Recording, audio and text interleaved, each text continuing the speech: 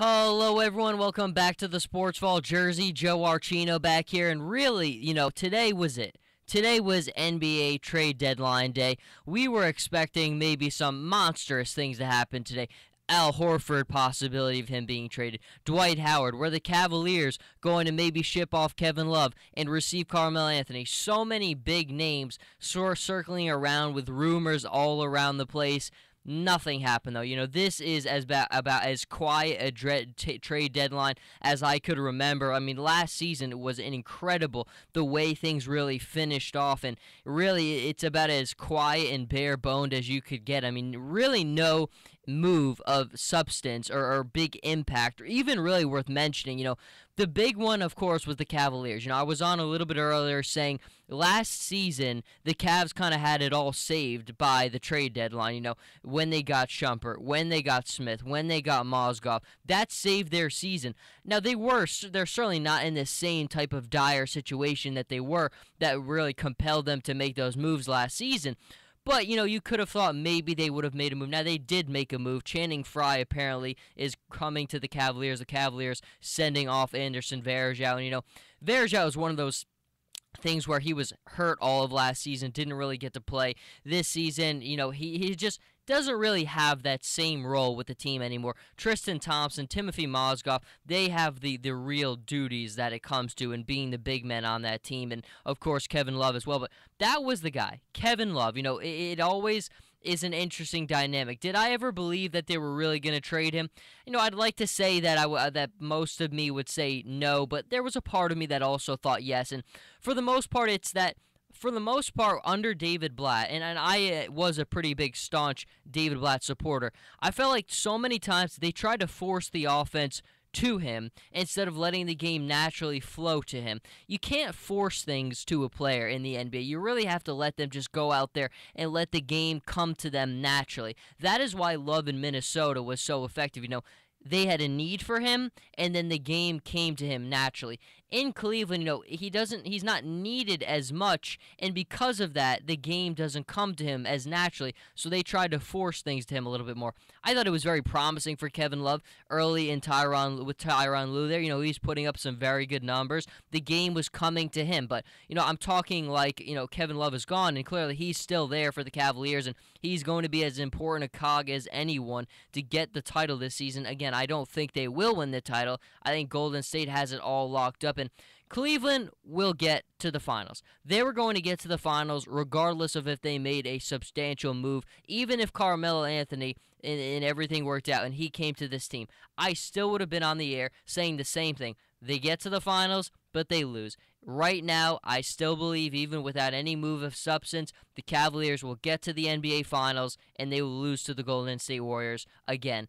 I just think you look at the way the NBA is today. The Eastern Conference has a lot of good teams, nowhere near the same caliber as the Cavaliers. You can debate it all you want. Last season, we saw why superstars in the NBA come through. The number one seed in the Eastern Conference, the Atlanta Hawks, got swept by the Cleveland Cavaliers in the Eastern Conference Finals. And the Cavaliers, they didn't have Kyrie Irving and they didn't have Kevin Love. That there just goes to show you why the Cavs are light years ahead of anybody else in the Eastern Conference. Even if David Blatt was still the coach now, I still would have thought and put them and pretty much booked it that they would have made a return to the NBA Finals. But again, really no move of substance. Blake Griffin, again, that was one of those things where his name was floating everywhere, and that one absolutely you never could buy into.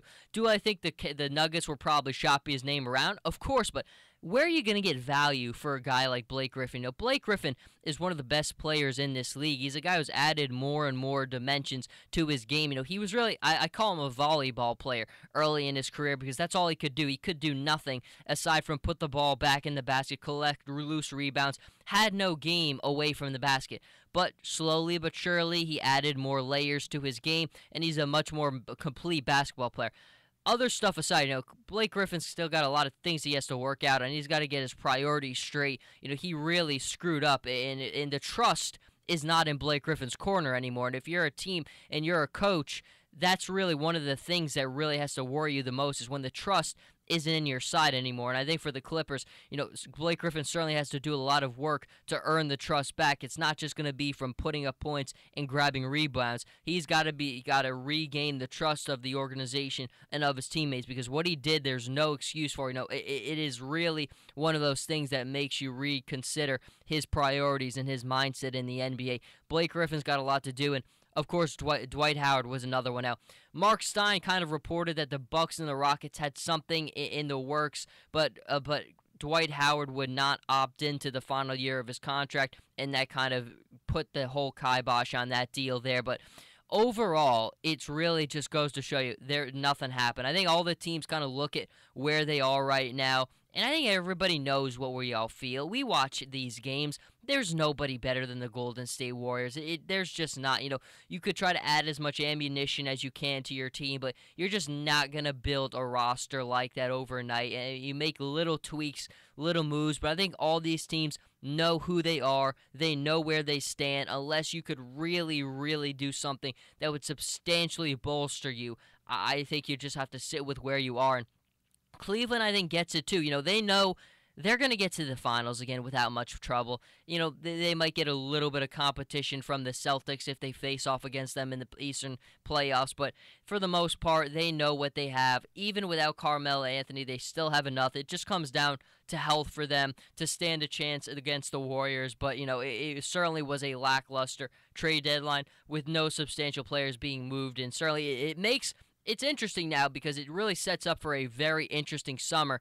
for the NBA with Dwight Howard, who will most likely opt out and become a free agent. We know what's going to happen with Kevin Durant. He's going to be the big name this summer. Where is he going to be pursued? There's a lot of things now that, since nothing really happened here, that could happen this summer, which is going to make it a fun summer and keep us entertained after the finals are over. But I think right now, all these teams know where they are. No big moves of any substantial interest really were made. And, we're just going to have to continue to see. But I've been adamant for all along we are going to see a rematch of the finals last season. And I just think in a 7-game series, there's no one who's going to beat the Golden State Warriors, and we will certainly see and continue to watch how the season plays out. Until then, though, Jersey Joe Archino here with the Sports Vault. You can follow me on Twitter at Joe Archino, on Instagram Jersey_Joe_Archino, and I'll see you all next time.